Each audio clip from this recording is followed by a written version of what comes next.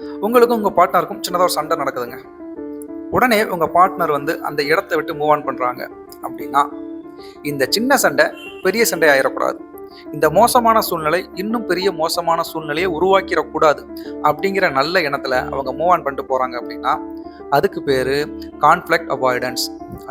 At the same time நீ என்ன வேணாலும் கற்று, நீ எவ்வளோ வேணாலும் டென்ஷன் ஆகும், நீ எவ்வளோ தூரம் வேணாலும் கோவப்படு, பட் நான் இப்படி கல் மாதிரி சில மாதிரி எந்த உணர்ச்சியும் வெளிப்படுத்தாமல் அமைதியாக இருப்பேன், இல்லை அமைதியாக நான் மூவ் ஆன் பண்ணிட்டு போவேன் அப்படின்னா அதுக்கு பேர் ஸ்டோன் வாலிங்.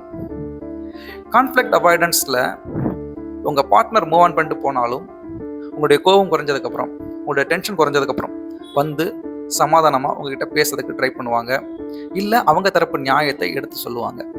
பட் ஸ்டோன் வாலிங்கில் நோ ரியாக்ஷன்.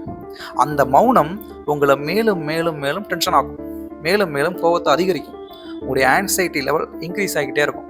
ஸோ ஒரு உறவு முறிவதற்கான 4 முக்கிய அறிகுறிகளில் ஒன்று இந்த ஸ்டோன் வாலிங்.